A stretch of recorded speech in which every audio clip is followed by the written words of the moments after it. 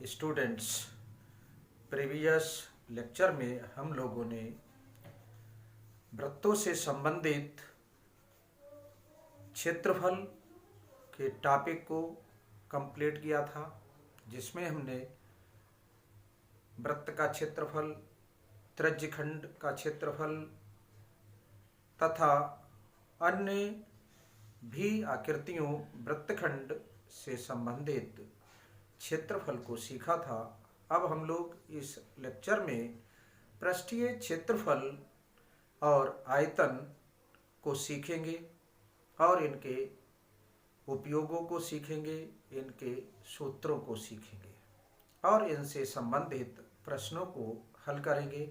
तो आइए सबसे पहले हम पृष्ठीय क्षेत्रफल किसे कहते हैं या क्या होता है इसको समझते हैं कुछ उदाहरण के माध्यम से, और जिन्हें हम ठोसों में जो पृष्ठ होते हैं उन्हीं को हम पृष्ठीय क्षेत्रफल कहते हैं। जैसे एक आधार है समतल, जैसे आपका वृत्त हो सकता है, आयत हो सकता है, वर्ग हो सकता है। इस प्रकार से इन आधार पर हम किसी ऊंचाई की आकृति को बना दें तो इस आकृति को हम ठोस कहते हैं। जैसे शंकु का निर्माण होगा, घनाभ का निर्माण होगा, घन का निर्माण होगा और इसी प्रकार गोलों का निर्माण होगा, बेलन का निर्माण होता है। तो सबसे पहले हम घनाभ की बात करेंगे। तो घनाभ का सबसे सिंपल उदाहरण है आपका, जिस मकान के रूम में आप रहते हैं उसका आधार आयत हो सकता है, वर्ग हो सकता है और उसमें किसी भी ऊंचाई की आकृति अर्थात कमरे का निर्माण कर दें तो उस कमरे को हम घनाभ कहते हैं। उसका आधार एक आयत होता है या वर्ग हो सकता है। तो इस तरह से उस कमरे में 4 दीवारें होती हैं जिसे हम फलक कहते हैं या पृष्ठ कहते हैं। तो 4 पृष्ठ हो जाते हैं, सम्मुख भुजाएं होती हैं, एक दूसरे के सम्मुख 2 भुजाएं, दूसरी भुजाओं के सम्मुख 2 भुजाएं और फर्श के सम्मुख आपकी छत होती है। तो इस तरह से इन 6 को मिला करके अर्थात चारों दीवारें और फर्श और छत को मिला करके 6 आयताकार फलक होते हैं उसके। तो इसे हम घनाभ कहते हैं और इसे हम समांतर षट फलक भी कमरे को कहते हैं। इसी प्रकार से माचिस है, माचिस के डिब्बे में भी आपके 6 फलक होते हैं तो उसे भी हम घनाभ कहेंगे। इसी प्रकार से वर्ग है समतल, उसी वर्ग की भुजा के बराबर ऊंचाई की हम कोई भी आकृति खड़ी कर दें तो उसे हम घन कहेंगे।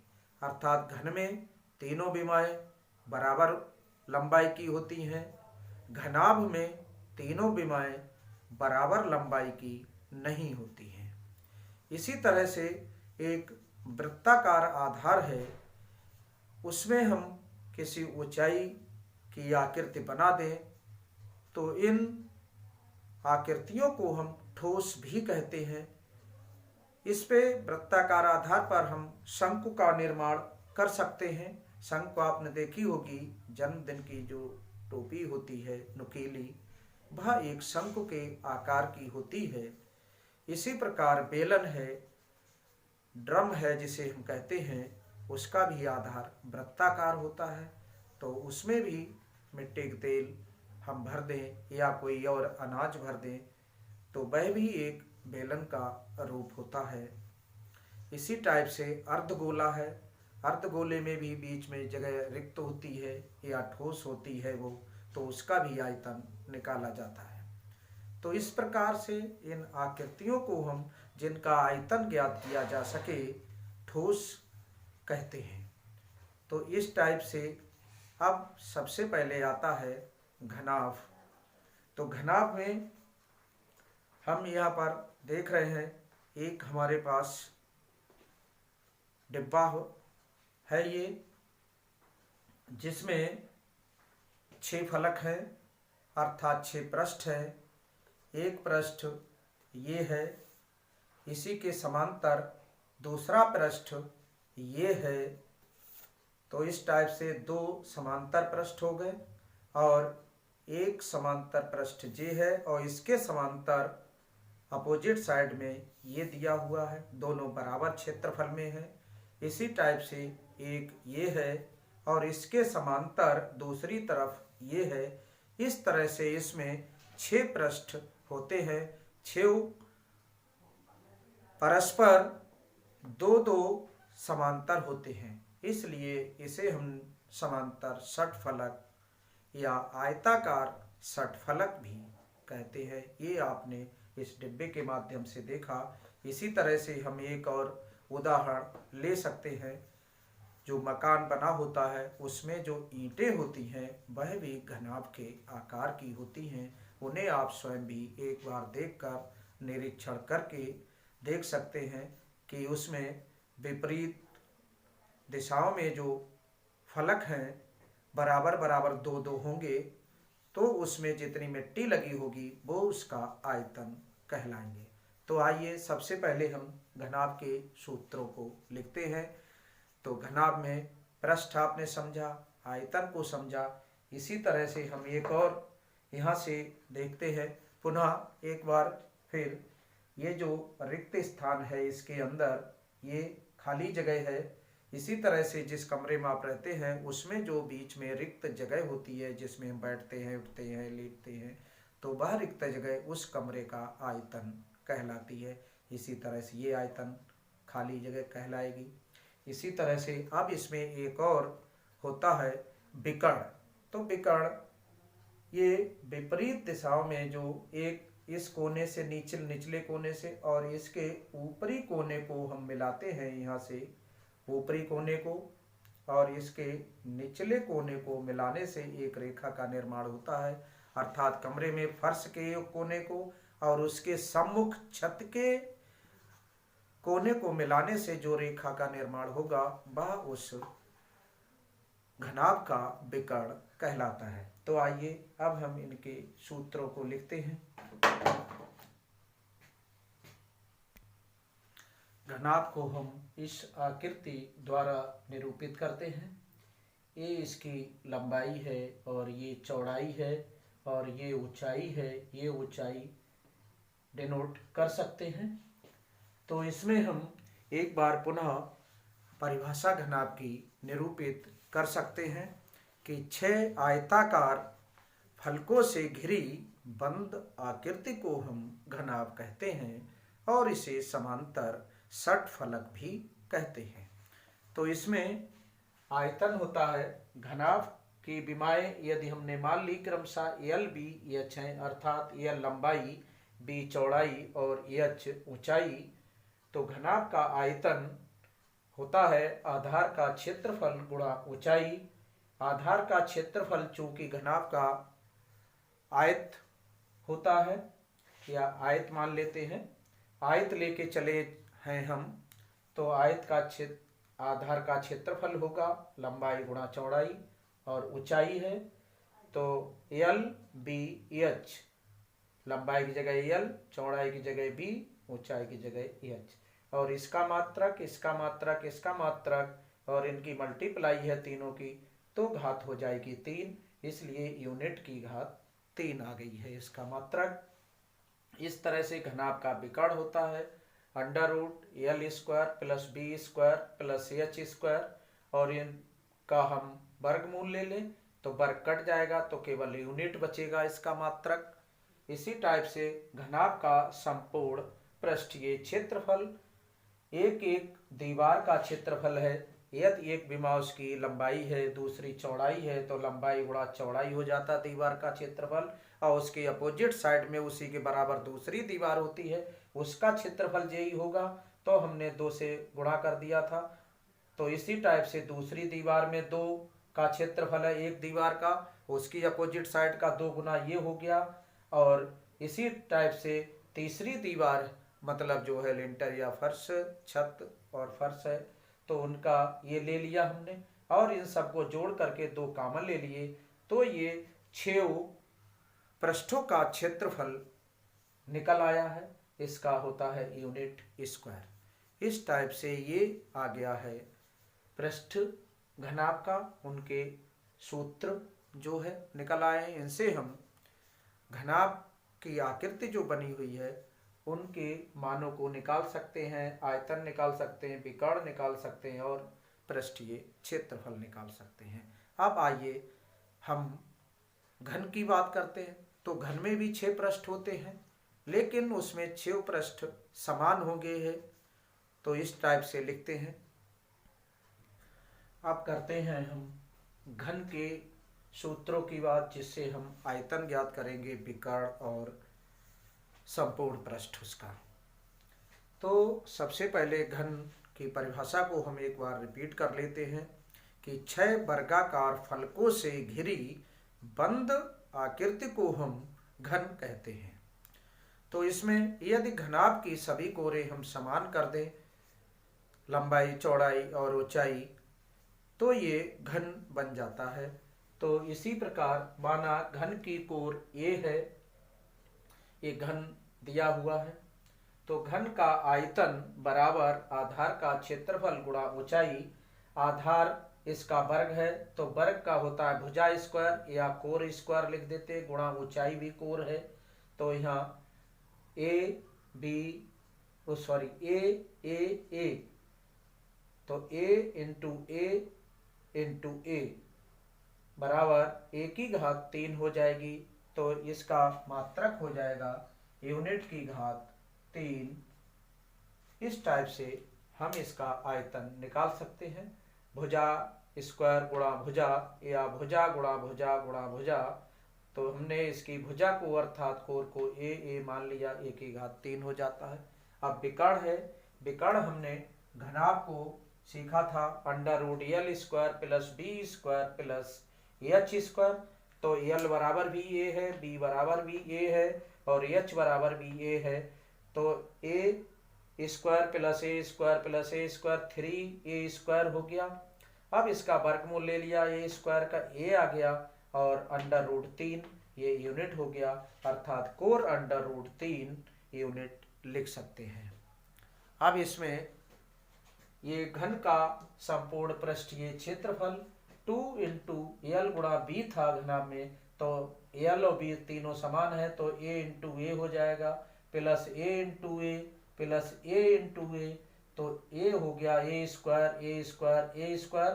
तो इसे हमने ऐड करके 3a स्क्वायर लिख दिया और 2 गुना पहले से है, तो ये 3 2 जा 6 a स्क्वायर यूनिट स्क्वायर इसका मात्रक हो जाता है।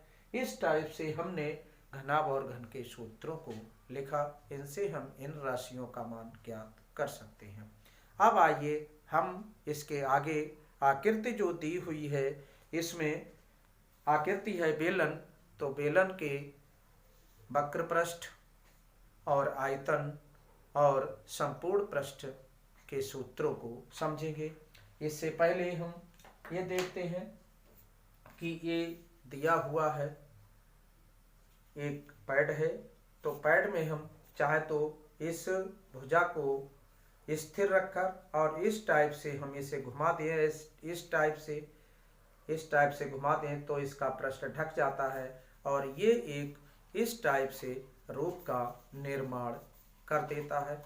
इस टाइप से ये देख रहे हैं एक ड्रम के आकृति की आकृति बन जाती है। इस टाइप से ये बन गया है, एक गोल इस टाइप से बन गया है, तो ये हमारा ड्रम कहलाता है। इस टाइप से तो ये पाइप जो आकृति होती है पाइप की, वो एक ड्रम की आकृति होती है। तो इसकी जो जगह है ये जो जगह होती है ये ऊपर की, ये पृष्ठ कहलाता है, ये वक्र पृष्ठ कहलाता है। ये और इसमें हम ये इधर के ये सिरे भी बंद कर दें जो कि वृत्ताकार होते हैं, इसमें भी लगा दें गत्ता और इधर भी गत्ता लगा दें और इसे बंद कर दें। तो ये मिलाकर और ये सिरे का क्षेत्रफल इसे और इसका क्षेत्रफल सब जोड़ दें तो ये संपूर्ण पृष्ठ कहलाएगा या संपूर्ण पृष्ठीय क्षेत्रफल कहलाएगा। और ये वक्र पृष्ठीय क्षेत्रफल हो गया। और इसके अंदर जो जगह खाली है इसमें जो भी वस्तु हम रखेंगे वह इसका आयतन कहलाएगी। तो आइए अब इसे हम लिखते हैं बेलन के सूत्रों को। पुनः एक बार हम बेलन की परिभाषा को समझते हैं। एक आयत है, उसकी एक भुजा को स्थिर रखकर उसके परितः आयत को घुमाया जाता है या परिक्रमण कराया जाता है, तो उससे जो आकृति बनती है उसे हम बेलन कहते हैं। शेष आपको हम समझा चुके हैं। ये आप देख रहे हैं, ये बेलन हमने बना लिया। ये दोनों वृत्ताकार सिरे हैं और ये ड्रम इस टाइप की आकृति है, इस टाइप की पाइप टाइप की जो बनी हुई है। तो इसमें आयतन इसका होता है नंबर 1, बेलन का आयतन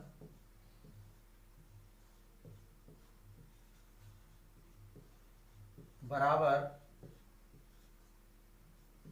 आधार का क्षेत्रफल गुणा ऊंचाई। तो आधार इसका वृत्ताकार है तो वृत्त का क्षेत्रफल होता है पाई आर स्क्वायर और गुणा ऊंचाई h यूनिट की घात 3 या r बेलन की त्रिज्या है और h बेलन की ऊंचाई है। ये यहाँ आकृति में दी हुई है। दूसरा है बेलन का वक्र पृष्ठ।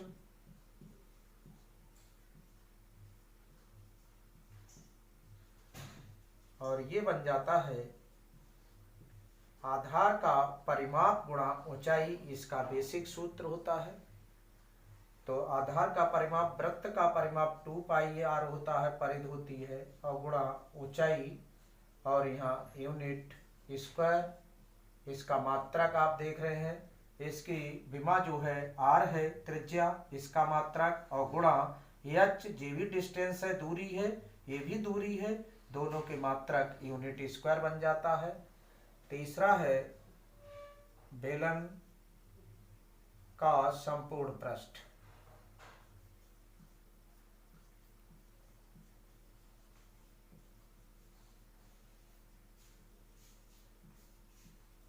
इसमें होता है वक्र पृष्ठ बेलन का,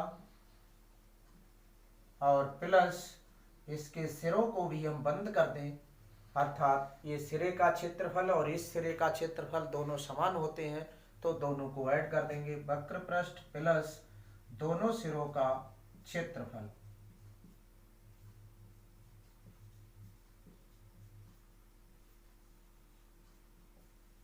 दोनों सिरे चूंकि समान है इसलिए 2 गुणा एक सिरे का क्षेत्रफल लगा लेते हैं, और ये 2 pi r h plus 2 pi r square, और यहाँ 2 पाई आर कॉमन ले लेते हैं हम, यहाँ एच प्लस आर पृष्ठीय क्षेत्रफल का मात्रक यूनिट स्क्वायर ही होता है क्षेत्रफल का।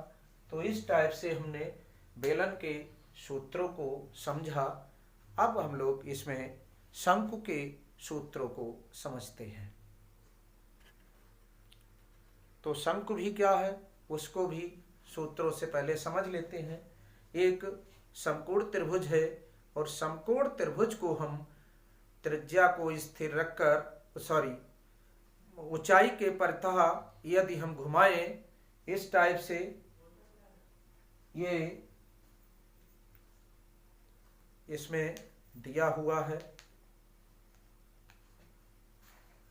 इस टाइप से, समकोण त्रिभुज को इस टाइप से, और इसको ऐसे करके इसके परितः घुमाते हैं इस टाइप से, तो ये घूमता चला जाता है इस टाइप से, और एक इस टाइप से इसको घुमा देते हैं, और ये जो आकृति ऐसे इस टाइप से बनती है तो वह शंकु कहलाती है। अर्थात समकोण त्रिभुज में हम किसी भी भुजा के परतः, चाहे तो ऊंचाई के परतः, चाहे तो त्रिज्या के परतः, चाहे तो कर्ण के परतः घुमा दें। कर्ण के परतः घुमाएंगे तो दोहरा शंकु बनेगा और ऊंचाई के परतः घुमाएंगे तो एक शंकु का निर्माण होता है। तो इस प्रकार से इसे आपने नोट कर लिया होगा बेलन के सूत्रों को। अब हम शंकु के सूत्रों को देखेंगे। शंकु की परिभाषा को एक बार पुनः समझेंगे बच्चों। किसी समकोण त्रिभुज की समकोण बनाने वाली दो भुजाओं में से एक को स्थिर मानकर त्रिभुज को उसके परितः घुमाने पर बने ठोस को लंबवृत्तीय शंकु कहते हैं। तो इसमें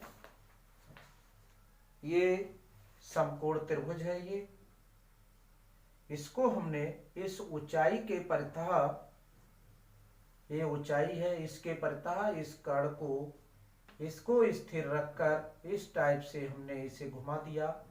तो इस टाइप से एक हिस्सा हमने स्थिर रखा इसके परितः और इसको ऐसे करके घुमा दिया।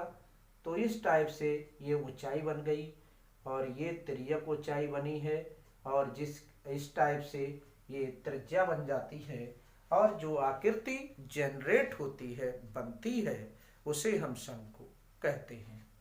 तो इस टाइप से ये शंकु की तिर्यक ऊंचाई है, ये तिर्यक ऊंचाई, और ये लंबवत ऊंचाई या ऊंचाई h कहलाती है और r ये केंद्र कहलाता है। ये त्रिज्या हो गई, ये इसका आधार हो गया, वृत्ताकार है सिरा जो है, और ये शीर्ष कहलाता है। ए बिंदु को हम शीर्ष कहते हैं और ओ बिंदु को केंद्र कहते हैं, ये केंद्र है। तो इस टाइप से सबसे पहले हम पाइथागोरस की प्रमेय के अकॉर्डिंग, ये समकोण त्रिभुज में एक कर्ण है, एक इनमें ये समकोण बनाने वाली भुजाएं हैं, इसमें एक लंब और आधार कह सकते हैं। तो ये कर्ण का वर्ग बराबर होता है शेष दो भुजाओं के वर्गों का योग। तो यल बराबर अंडर रूट, इससे हमें ऊंचाई और त्रिज्या दी होगी तो हम तिर्यक ऊंचाई या तिरछी ऊंचाई निकाल सकते हैं वक्र पृष्ठ के लिए। तो अब नेक्स्ट में है शंकु का आयतन 1/3 pi r square h unit cube. दूसरा है शंकु का वक्र पृष्ठ pi r l unit square. वक्र पृष्ठ हम जो नीचे का सिरा आधार है, जो खोखला होता है, जिसमें हम जन्मदिन की टोपी भी होती है जो सिर में डालते हैं, वो हिस्से में कपड़ा नहीं लगा होता है, तो उसको छोड़कर जो शेष आकृति दी हुई है उसे हम वक्र पृष्ठ कहते हैं। और यदि हम आधार को भी बंद कर दें उसे भी, और फिर वक्र पृष्ठ और आधार को जोड़ दें तो संपूर्ण पृष्ठीय क्षेत्रफल बन जाता है। तो शंकु का संपूर्ण पृष्ठीय क्षेत्रफल बराबर वक्र पृष्ठ प्लस आधार का क्षेत्रफल, ये भी बंद कर देंगे। तो pi r l plus pi r square, नीचे वृत्त होता है तो पाई आर कॉमन ले लिया, l plus r unit square. इस टाइप से हमने शंकु के सूत्रों को भी समझ लिया है। अब हम इसमें आपको गोले के सूत्रों को समझाते हैं। तो गोला किसे कहते हैं? गोले में जब वृत्त को हम व्यास के परितः जनरेट कराते हैं, घुमाते हैं, तो गोले का निर्माण हो जाता है। जब वृत्त को हम, वृत्त की किनार इस टाइप से है, तो उसको जब हम व्यास के परितः इस टाइप से घुमाते हैं तो एक गोले का निर्माण होता है, जो कि गेंद कहलाती है। गेंद भी गोला होती है, गोले का उदाहरण है गेंद। तो इस टाइप से गोला बनता है। किसे? जब अर्धवृत्त को व्यास के परितः घुमाने से जो आकृति बनती है उसे हम गोला कहते हैं। तो आइए अब गोले के सूत्रों को लिखते हैं और समझते हैं। गोले की त्रिज्या हमने मान ली r है, ये गोले की आकृति है। तो गोले का आयतन बराबर होता है 4/3 pi r cube unit cube. गोले का वक्र पृष्ठ 4 pi r square unit square. गोले का संपूर्ण पृष्ठ is equal to 4 pi r square unit square. वक्र पृष्ठ और संपूर्ण पृष्ठ या यूं कहिए पृष्ठ एक ही होता है। अब हम अर्धगोले के लिए सूत्रों का निर्माण करेंगे। तो अर्धगोले में आयतन आधा हो जाएगा और वक्र पृष्ठ अर्धगोले का 2 पाई आर स्क्वायर होगा। जो गोले का हिस्सा है वो वक्र पृष्ठ कहलाता है। संपूर्ण पृष्ठ में ये जो आधार है, चपटा हिस्सा है, जब हम इसे काट देते हैं आधा तो वृत्ताकार भाग बन जाता है, वह इसमें जुड़ जाता है और 3 पाई आर स्क्वायर हो जाता है। तो नोट करेंगे अभी आप, तो इस टाइप से इन्हें नोट कर लीजिए। अर्धगोले की त्रिज्या r है, अर्धगोले का आयतन 2/3 पाई आर क्यूब, अर्धगोले का वक्र पृष्ठ 2 पाई आर स्क्वायर, अर्धगोले का संपूर्ण पृष्ठ वक्र पृष्ठ प्लस आधार का क्षेत्रफल, और इन दोनों को ऐड करके ये बन गया 3 पाई आर स्क्वायर यूनिट स्क्वायर। तो इस टाइप से अब नेक्स्ट अब हम बात करते हैं गोलीय कोश की, जिसे हम सेफरिकल सेल या हालो स्फीयर कहते हैं। तो इसमें 2 सकेंद्रीय गोलों से सीमाबद्ध, एक ये है और एक ये है, सीमाबद्ध आकृति को गोलीय कोश कहते हैं। जैसे आपने देखा होगा जो खोखली गेंद होती है रबड़ की, अंदर खोखला हिस्सा है, बाहर जो रबड़ लगी होती है, वह आयतन इसमें ज्ञात करना होता है कि खोखली गेंद में कितनी रबड़ लगी हुई है। उस रबड़ का आयतन इसमें पूछता है, तो अंदर वाला हिस्सा घटा दिया जाता है और बाहरी आयतन घटा दिया जाता है। इस टाइप से जब घटा देंगे तो उसमें जितनी रबड़ लगी होगी उसका आयतन ज्ञात हो जाता है। अर्थात खोखले गोले में जितनी धातु लगी होगी वही उस गेंद का आयतन कहलाता है। उसका मतलब ये होता है कि गोलीय कोश का आयतन, इससे मतलब है कि जो उसमें धातु लगी है खोखले गोले में वह कितनी लगी है, उसका आयतन क्या है। तो इस टाइप से बाहरी गोले का आयतन निकालेंगे माइनस भीतरी गोले का आयतन, जो खोखला हिस्सा घटा देंगे तो इसमें जो इसके मोटाई में जो लगी हुई धातु है वह फाइंड आउट हो जाएगी। इस तरह से ये आयतन निकल आता है। बाहरी आयतन से भीतरी आयतन को हम घटा देते हैं, आंतरिक आयतन को। गोलीय कोश का संपूर्ण पृष्ठ, संपूर्ण पृष्ठ से मतलब है अंदर जगह पृष्ठ जो है कितना है और बाहर की गोलाई जो पृष्ठ है वो कितना है, और अंदर जो जगह है उसमें पृष्ठ कितनी जगह घेर रहा है। तो वह दोनों ऐड हो जाते हैं कि कुल कितनी जगह उसमें किनारे किनारे जो है, इसके किनारे कितनी है, अगर इसके अंदर से हम जो रॉड पड़ी हुई है वो निकाल दे, उसके अंदर जगह कितनी है, तो वो दोनों जुड़ जाती हैं, कुल पृष्ठ ज्ञात हो जाता है। तो इस टाइप से हमने इसका संपूर्ण पृष्ठ हालो स्फीयर का निकाला। यदि आपको और आता है कि हाफ हालो स्फीयर, तो हम यहाँ हाफ कर देंगे, यहाँ 2/3 2/3, और इसमें ये दोनों हालो स्फीयर के ऐड कर देंगे और जो क्षेत्रफल आधार का आएगा उसमें से घटा देंगे दोनों को एक दूसरे में से, तो उसमें जगह का क्षेत्रफल और इसमें ऐड कर देंगे तो निकल आएगा। तो इस टाइप से अब हम लोगों ने ये समझा। अब नेक्स्ट में जब छिन्नक की बात होगी तब हम छिन्नक के क्वेश्चंस को समझेंगे। तो चलिए इसी में समझ लेते हैं हम छिन्नक किसे कहते हैं। सबसे पहले हमने एक कोण के देखा है, शंकु को देखा है।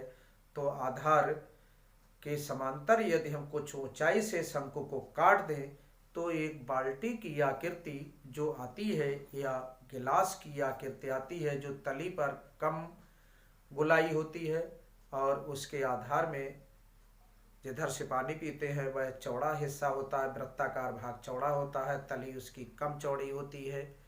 तो इस टाइप से जो आकृति होती है, बाल्टी की आकृति, गिलास की आकृति, वह शंकु का छिन्नक कहलाती है। आकृति बनाकर दिखा देते हैं।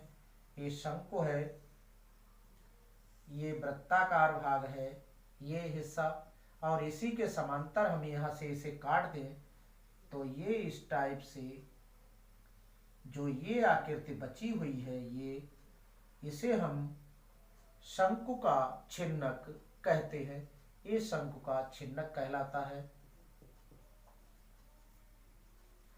शंकु का छिन्नक।